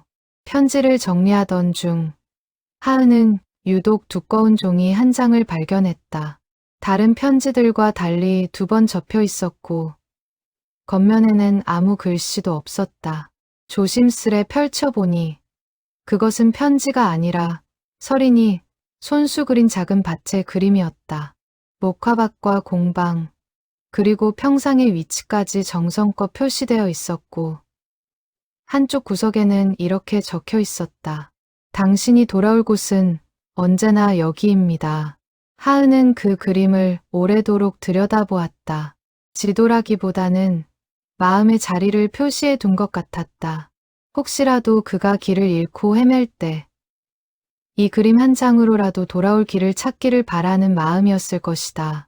그녀는 문득 이 모든 것이 단순한 유품이 아니라 한 사람이 평생에 걸쳐 완성한 하나의 긴 편지라는 생각이 들었다. 이불이라는 몸체 위에 수십 년에 걸쳐 한자 덧붙여진 편지. 그녀는 편지들을 시간 순서대로 정리하기 시작했다. 날짜가 적힌 것들을 먼저 골라내고 필체의 변화와 종이의 상태를 근거로 나머지 편지들의 대략적인 시기를 추정해 나갔다. 작업은 밤늦도록 이어졌다. 편지를 읽어 내려갈수록 하은은 할머니라는 존재를 다시 알아가는 기분이었다. 그녀가 알던 서린은 그저 말수 적고 손끝 야무진 노인이었다. 그러나 편지 속의 서린은 20살의 뜨거운 마음을 지닌 누구보다 용감하게 사랑하고 누구보다 끈질기게 기다린 사람이었다. 새벽이 가까워질 무렵 하은은 마지막 편지를 손에 들었다. 그것은 서린이 세상을 떠나기 몇 해 전에 쓴 것으로 보이는 가장 최근의 편지였다. 이제는 제 손도 예전 같지 않습니다. 하지만 이 밭에 목화가 피는 한 저는 당신을 기다리는 일을 그만두지 않을 것입니다. 설령 이 세상에서 다시 뵙지 못하더라도 제가 자아낸 이 실들이 어디선가 당신에게 가닿기를 바랍니다. 하은은 그 편지를 가슴에 품고 한참을 울었다. 그녀는 이제 이 이야기의 끝을 알아야만 했다. 할머니의 기다림이 헛되지 않았음을 어떤 방식으로든 확인하고 싶었다. 날이 밝자 하은은 외당 숙모를 다시 찾아가 밤새 읽은 편지 내용을 조심스레 들려주었다. 외당 숙모는 편지 속 문장들을 듣던 중 문득 무언가 떠오른 듯 손뼉을 쳤다. 맞다, 인쇄소. 서린 언니가 딱 한 번 나한테 인쇄소 이야기를 한 적이 있어. 읍내에 있던 그 오래된 인쇄소 말이야. 지금은 자손들이 이어받아서 뭔가 다른 걸 하고 있다고 들은 것 같은데. 그 말에 하은의 눈이 커졌다. 그녀는 곧바로 읍내로 향할 채비를 서둘렀다. 향토사 자료관에서 얻은 옛 지도와 외당 숙모의 기억을 더듬어 예전 인쇄소가 있었을 법한 자리를 하나하나 확인해 나갔다. 세월이 흐르며 거리의 모습은 완전히 달라져 있었지만 오래된 골목 하나에서 그녀는 마침내 강씨 활판사라는 낡은 간판을 발견했다. 간판 앞에 서나은은 잠시 숨을 골랐다.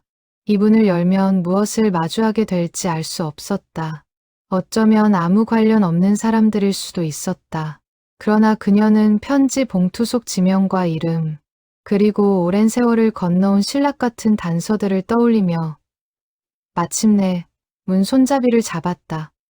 문을 열자 오래된 잉크 냄새와 나무 냄새가 훅 끼쳤다. 활판기들이 낡았지만 정갈하게 정돈되어 있었고 벽면에는 손수자 맞춘 활자, 액자 몇 개가 걸려 있었다. 그 풍경은 묘하게도 서린방의 물레와 실타래가 정갈이 놓여있던 모습과 닮아 있었다. 서로 다른 두 세계였지만 정성을 다해 무언가를 만들어내는 손길이 남긴 흔적은 이토록 닮아 있었다. 하은은 그 앞에 잠시 멈춰서서 이제 곧 마주하게 될 진실 앞에서 깊게 숨을 들이쉬었다. 가방 속에는 오늘 아침 곱게 챙겨온 편지 몇 장과 활자 조각이 들어 있었다. 그녀는 그것들을 손끝으로 한 번 더 확인하듯 매만졌다. 이 낯선 공방의 문턱을 넘는 것이 마치 할머니가 평생 건너지 못했던 어떤 경계를 대신 넘어서는 일처럼 느껴졌다. 공방 안쪽에서 인기척이 들렸다. 활자를 정리하던 손길이 잠시 멈추고 낯선 방문객을 향해 고개를 돌리는 소리였다. 하은은 마른 침을 삼키며 조심스레 안으로 발을 들였다. 그녀가 손에 쥔 낡은 편지 한 장이 이제 곧 반세기 넘게 끊어져 있던 두 집안의 이야기를 다시 이어줄 참이었다. 하은은 다음 날부터 강윤재라는 이름을 쫓기 시작했다. 편지 봉투에 적힌 부대 이름을 단서 사마 지역 향토사 자료관을 찾아갔고 옛 인쇄소의 흔적이 남아있는지도 수소문했다. 다행히 읍내에는 그 시절 인쇄소의 후신이라 할 수 있는 작은 활판 공방이 아직 남아있었다. 강씨 활판사라는 간판을 내건 그곳은 대를 이어 활판 인쇄를 고집하는 곳으로 알려져 있었다. 공방에 들어서자 젊은 남자 하나가 낡은 활자를 정리하고 있었다. 이름은 강태호, 나이는 30 즈음으로 보였다. 하은이 조심스레 사정을 설명하며 강윤재라는 이름을 꺼내자 태호의 표정이 눈에 띄게 굳어졌다. 그분이라면 제 할아버지십니다. 두 사람은 한동안 말을 잇지 못한 채 서로를 바라보았다. 하은은 떨리는 손으로 가져온 편지 몇 장을 태호에게 보여주었다. 태호는 편지 속 필체를 확인하고는 깊은 한숨을 내쉬며 자신이 알고 있는 이야기를 천천히 풀어놓기 시작했다. 할아버지는 돌아가시기 전까지 젊은 시절 이야기를 거의 하지 않으셨습니다. 다만 돌아가시던 날 품속에서 작은 나무 조각 하나가 나왔습니다. 글자가 새겨진 활자였는데 저희 집안 누구의 것도 아니었습니다. 아버지도 그게 무엇인지 끝내 알지 못하셨고요. 태호는 자리에서 일어나 안쪽 방으로 들어가더니 오래된 나무 상자 하나를 들고 나왔다. 상자를 열자 그 안에는 빛바랜 활자 하나가 놓여 있었다. 글자는 서였다. 서린의 성씨. 그 첫 글자였다. 두 사람은 그날 오후 내내 각자가 가진 조각들을 맞춰 보았다. 태호가 전해 들은 바에 따르면 윤재는 전쟁 중 큰 부상을 입고 정신을 잃은 채 후방 병원으로 옮겨졌다고 한다. 혼란스러운 상황 속에서 그의 신원을 확인할 서류가 소실되었고 병원에서는 그를 다른 이름으로 기록해 버렸다. 정신을 차렸을 때는 이미 전선이 완전히 뒤바뀌어 고향으로 돌아가는 길이 끊어진 뒤였다. 전쟁이 끝난 뒤에도 할아버지는 은사리로 돌아가지 못하셨답니다. 서류상 이름이 다른 사람으로 되어 있었고 몸도 예전 같지 않으셨고요. 무엇보다 이미 너무 많은 시간이 흘러버렸다고 돌아갈 자격이 없다고 생각하셨던 것 같습니다. 하은은 그 말을 들으며 눈시울이 붉어졌다. 그것은 죽음보다 더 잔인한 이별이었다. 서로가 서로를 기다리고 있었으면서도 끝내 서로에게 닿지 못한 채 각자의 자리에서 늙어간 두 사람. 윤재는 다른 이름으로 먼 도시에서 조그만 인쇄소를 차려 평생을 홀로 지냈고 결혼도 하지 않은 채 자신의 조카를 양자처럼 거두어 대를 이었다고 했다. 그 조카가 바로 태호의 아버지였다.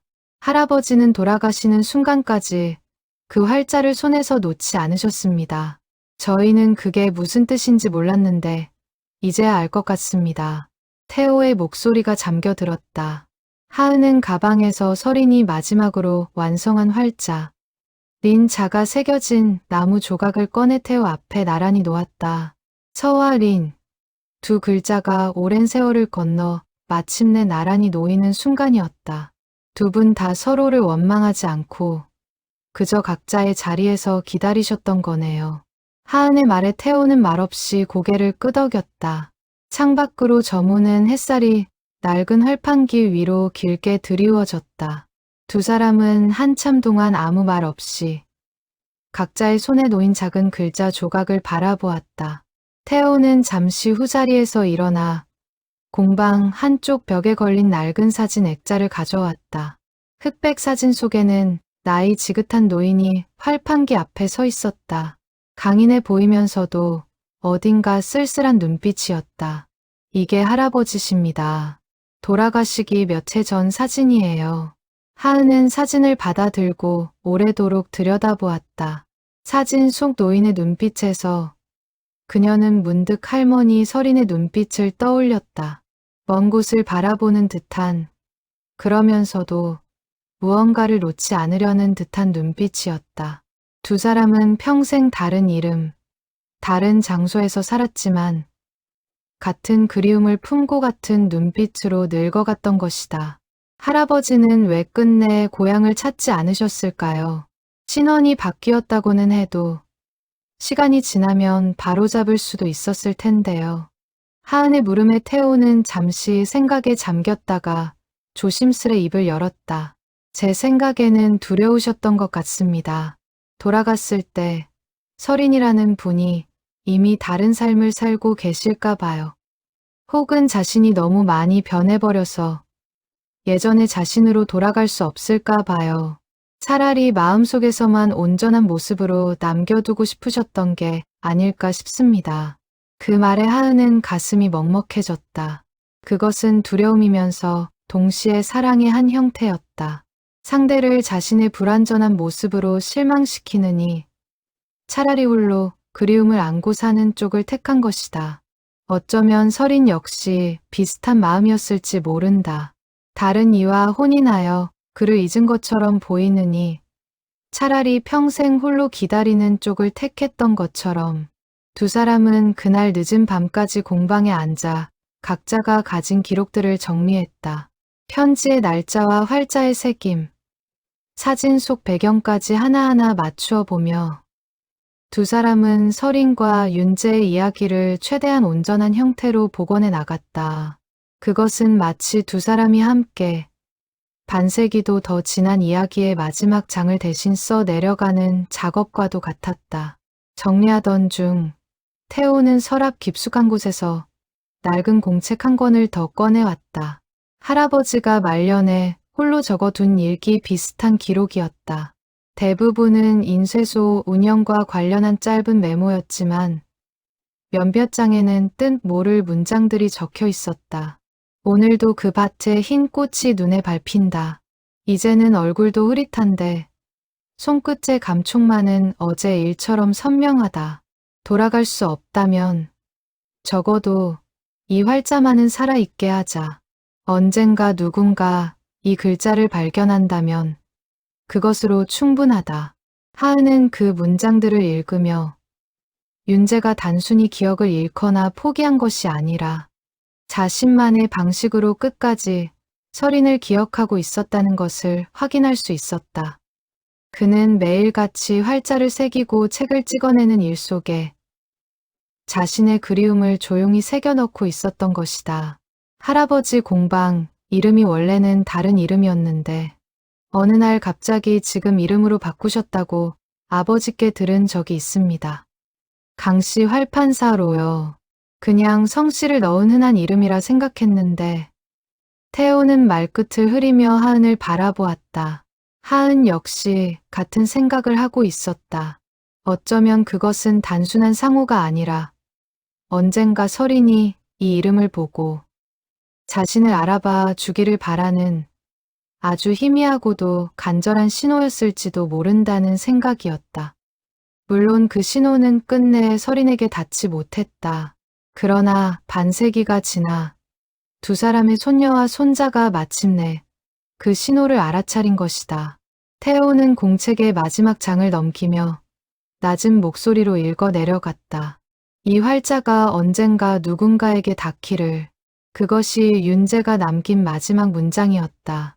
하은은 그 문장을 들으며 할머니의 마지막 편지 속 문장과 어딘가 닮아 있다는 것을 깨달았다.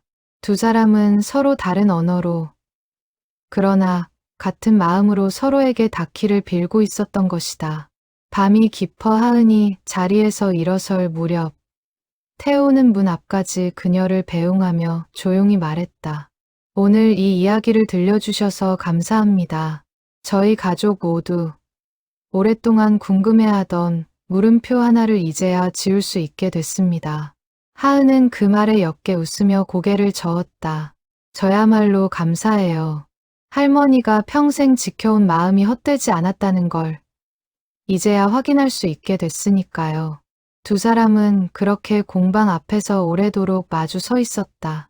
여름밤의 바람이 활판기 사이로 나직이 스며들었다.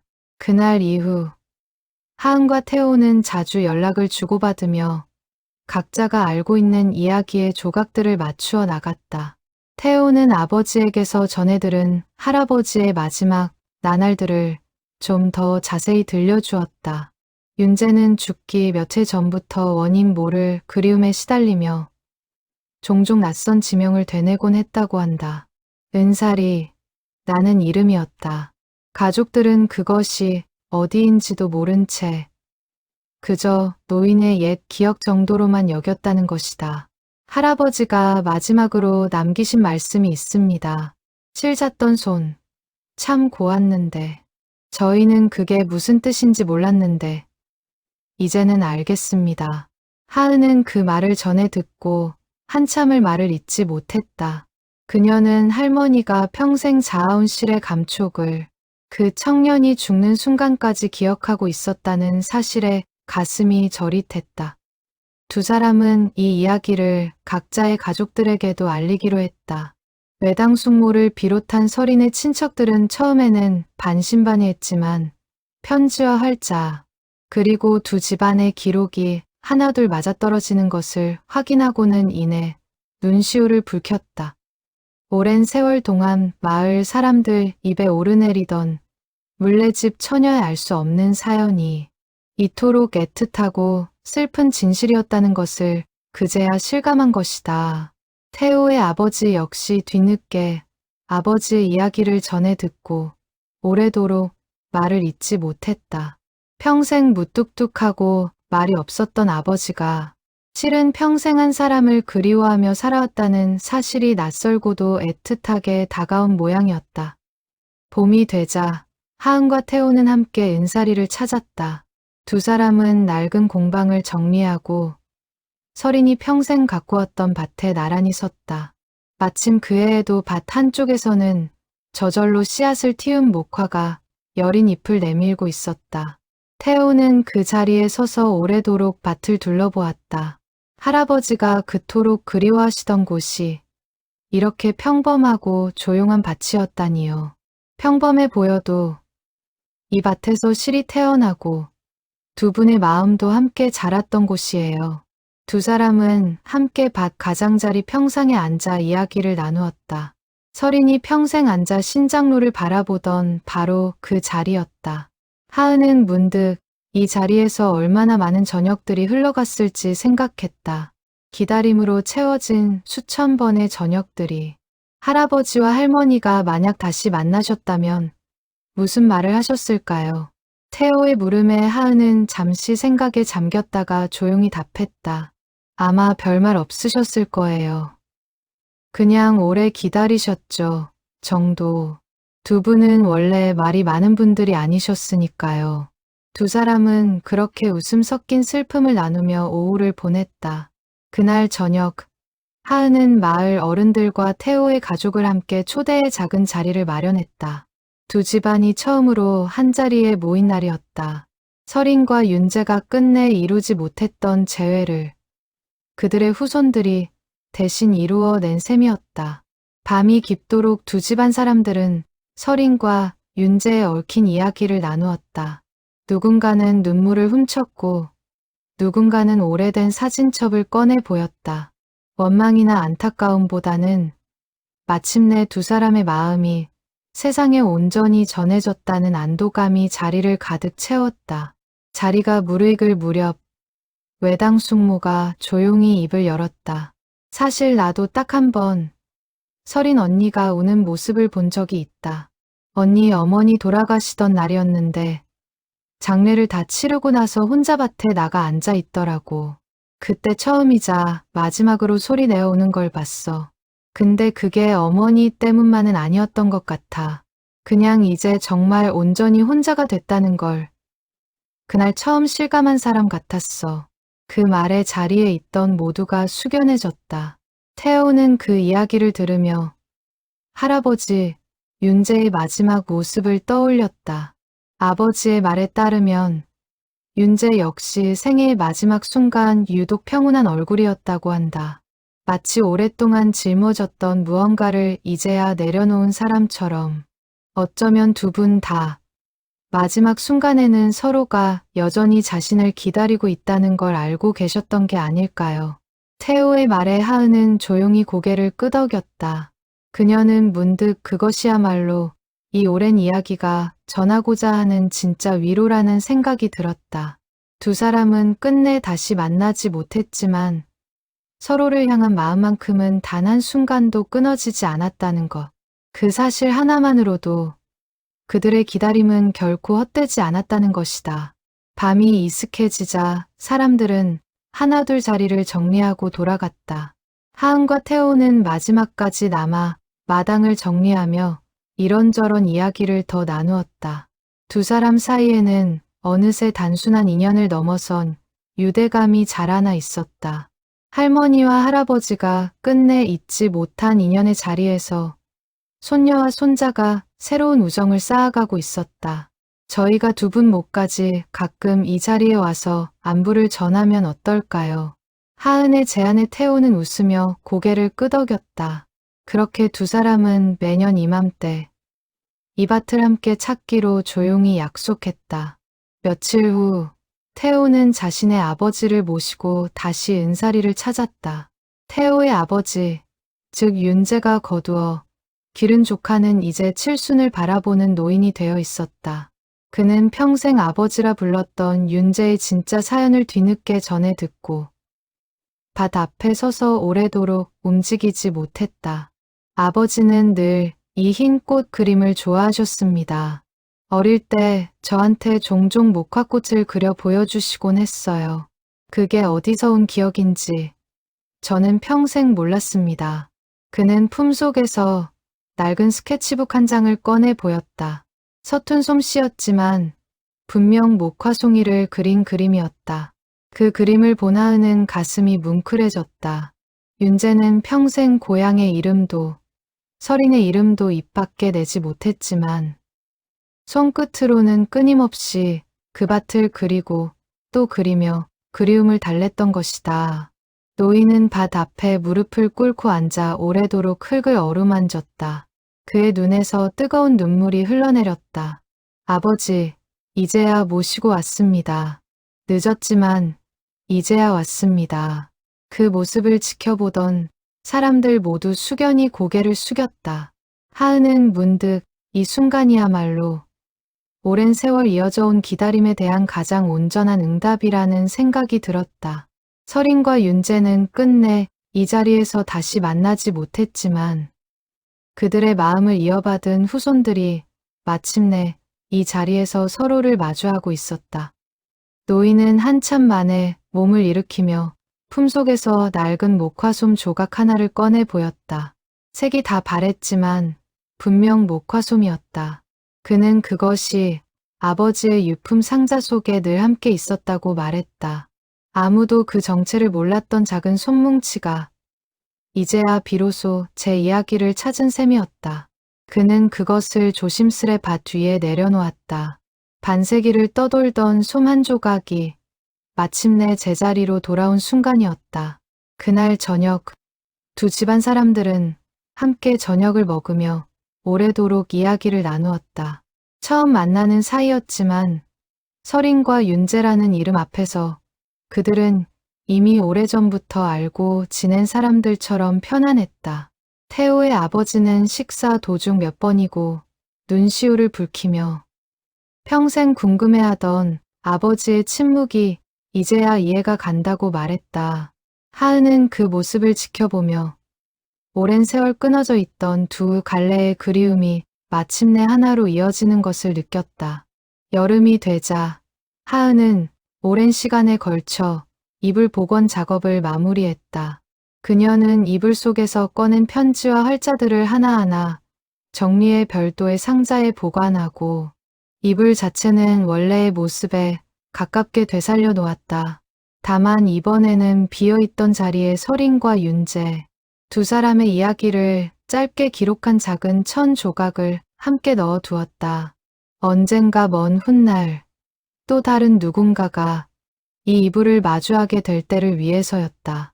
태호는 그 소식을 듣고 자신의 공방에서 오래된 활자체 하나를 새로 짜 설인과 윤재, 두 사람의 이름과 짧은 문구를 인쇄한 작은 판화를 만들어 왔다. 문구는 이러했다.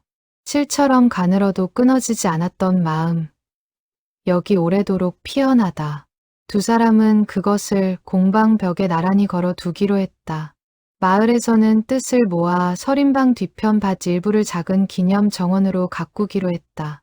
거창한 시설을 세우기보다는 해마다 목화가 스스로 피고 지도록 밭을 그대로 두고 그 곁에 작은 팻말 하나만 세우기로 했다.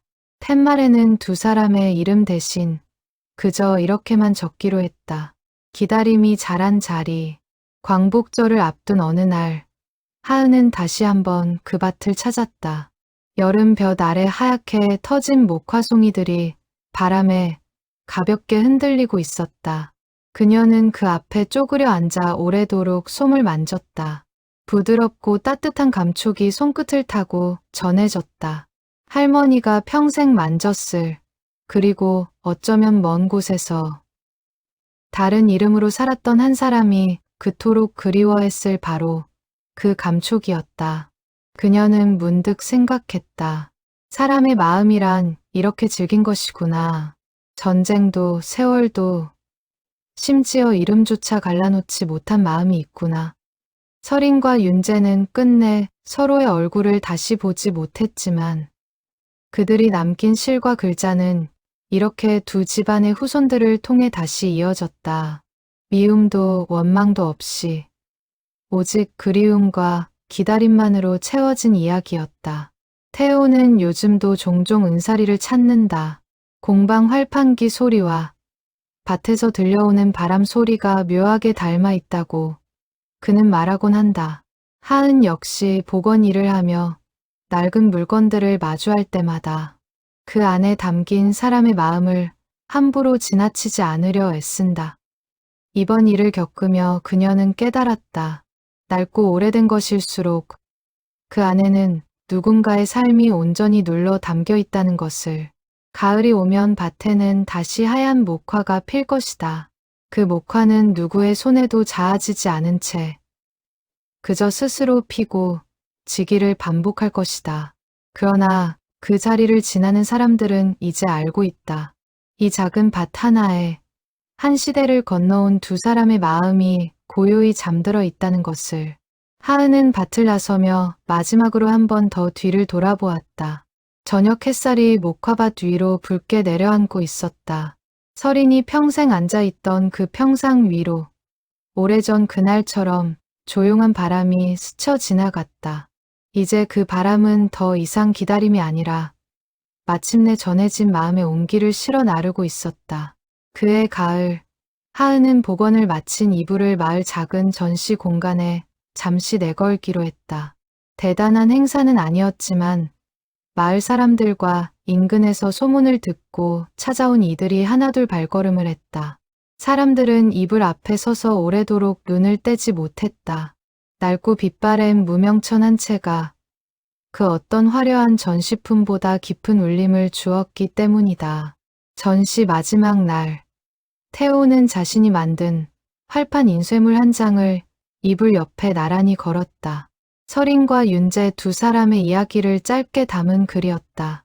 실명 대신 물레집 처녀와 인쇄소 청년이라는 표현을 썼지만 그 이야기를 아는 이들은 누구나 그것이 누구의 이야기인지 짐작할 수 있었다.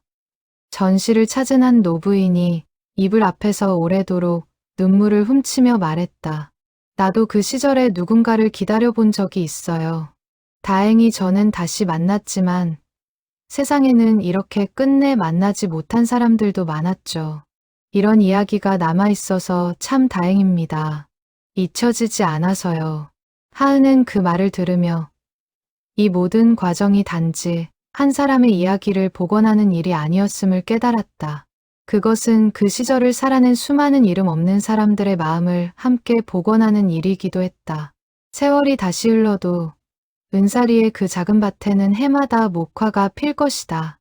아무도 심지 않아도, 아무도 돌보지 않아도 그 씨앗은 스스로 땅을 뚫고 나와 하얀 꽃을 피워낼 것이다. 그것은 마치 끝내 꺾이지 않았던 두 사람의 마음처럼 시간이 아무리 흘러도 사라지지 않을 무언가를 그 자리에 남겨두고 있었다. 광복절 아침, 하은은 다시 한번 그 밭에 섰다. 이른 아침 햇살이 이슬 맺힌 목화송이 위로 부드럽게 내려앉았다.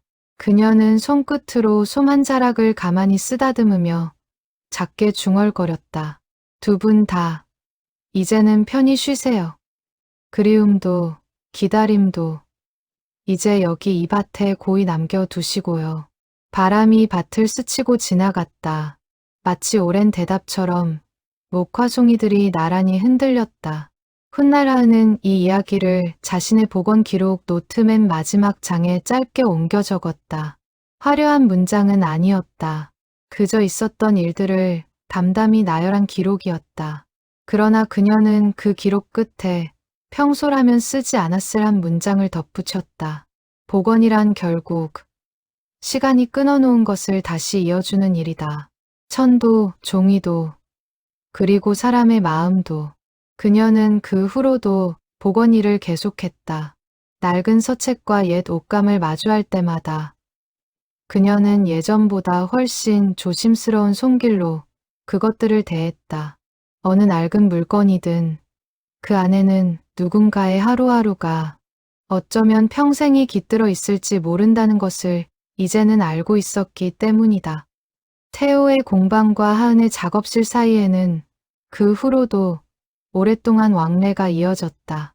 두 사람은 종종 서린과 윤재의 이야기를 함께 정리해 마을 어린 학생들에게 들려주기도 했다.